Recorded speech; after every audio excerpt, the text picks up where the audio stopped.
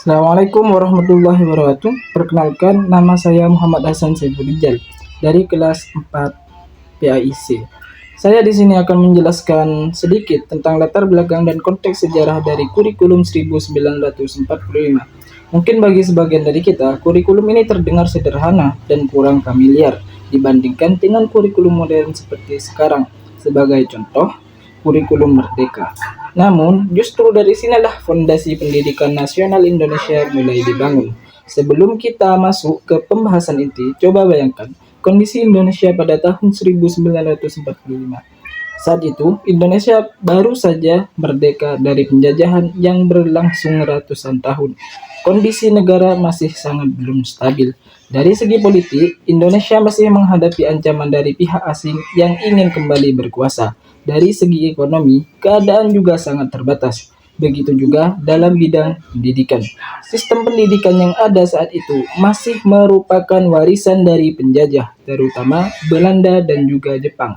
Pendidikan pada masa kolonial cenderung tidak merata dan lebih mengutamakan kepentingan penjajah dibandingkan rakyat Indonesia itu sendiri. Oleh karena itu, setelah merdeka, Indonesia menghadapi tantangan yang besar. Bagaimana membangun sistem pendidikan nasional yang sesuai dengan identitas bangsa. Namun, karena kondisi yang masih darurat, pemerintah belum mampu menyusun kurikulum yang benar-benar sistematis dan juga terstruktur, yang pada akhirnya muncullah kurikulum 1945 sebagai bentuk awal pendidikan nasional. Kurikulum ini bisa dikatakan sebagai kurikulum darurat yang fokus utamanya adalah memastikan proses pendidikan tetap berjalan. Meskipun sederhana, kurikulum 1945 memiliki makna yang sangat penting karena menjadi titik awal perubahan dari sistem pendidikan kolonial menuju sistem pendidikan nasional yang berlandaskan nilai-nilai bangsa Indonesia. Nah, setelah memahami latar belakang dan juga sejarah singkat dari kurikulum 1945, selanjutnya kita akan membahas tujuan dari pendidikan pada masa tersebut. Baik, kita lanjut ke pembahasan berikutnya, yaitu tujuan pendidikan dalam kurikulum 1945. Pada masa itu, tujuan pendidikan tidak hanya berfokus pada kecerdasan intelektual.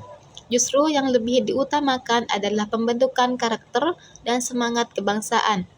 Pendidikan diarahkan untuk membentuk manusia Indonesia yang memiliki rasa cinta tanah air, kesadaran berbangsa, serta semangat untuk mempertahankan kemerdekaan. Hal ini sangat penting karena Indonesia saat itu masih dalam proses membangun identitas sebagai sebuah negara yang merdeka. Selain itu, pendidikan juga berperan dalam membentuk kepribadian yang baik. Nilai-nilai seperti disiplin, tanggung jawab, kerjasama, serta moralitas menjadi bagian utama dalam proses pembelajaran. Jika kita lihat dari isi pembelajarannya, materi yang diajarkan memang masih sederhana. Namun, ada beberapa fokus utama yang sangat penting. Pertama, pendidikan budi pekerti. Siswa diajarkan tentang sopan santun, etika, serta bagaimana berperilaku baik dalam kehidupan sehari-hari. Kedua, penanaman semangat nasionalisme melalui sejarah perjuangan bangsa. Tujuannya agar siswa memahami betapa besar pengorbanan para pahlawan dalam memperjuangkan kemerdekaan. Ketiga, keterampilan dasar seperti membaca, menulis, dan berhitung tetap menjadi prioritas, karena itu adalah dasar dari semua proses belajar. Selanjutnya kita lihat ciri-ciri dari kurikulum 1945. Kurikulum ini belum memiliki struktur yang jelas seperti sekarang. Materinya belum tersusun secara sistematis dan pelaksanaannya sangat bergantung pada kondisi di lapangan. Masih ada pengaruh dari sistem pendidikan kolonial, baik dari segi metode maupun materi.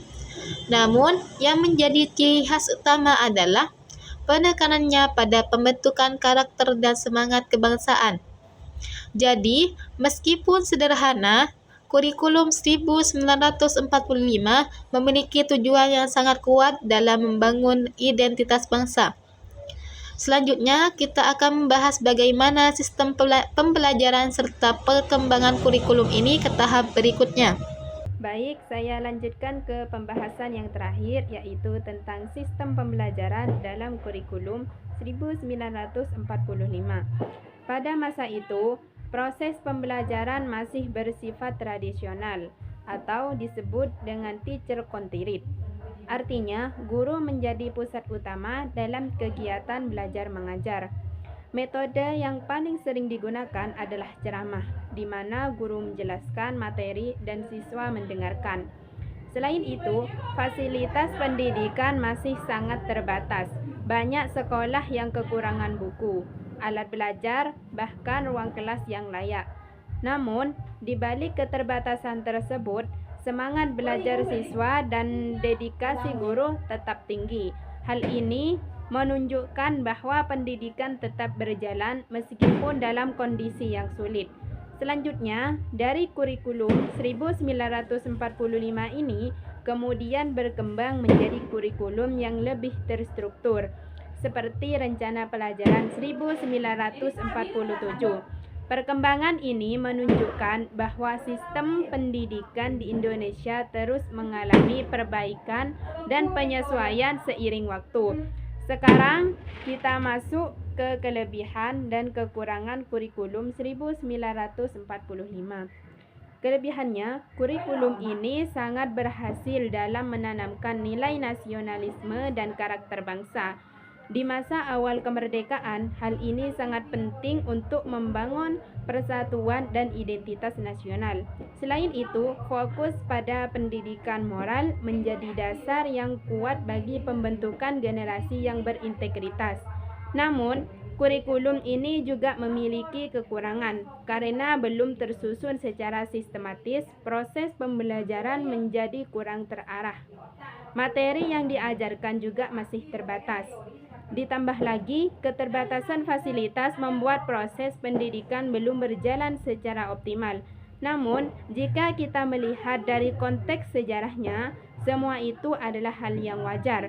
Sebagai penutup, dapat kita simpulkan bahwa kurikulum 1945 merupakan langkah awal yang sangat penting dalam perjalanan pendidikan di Indonesia. Dari kondisi yang sederhana dan penuh keterbatasan, kurikulum ini menjadi fondasi bagi perkembangan sistem pendidikan nasional hingga saat ini.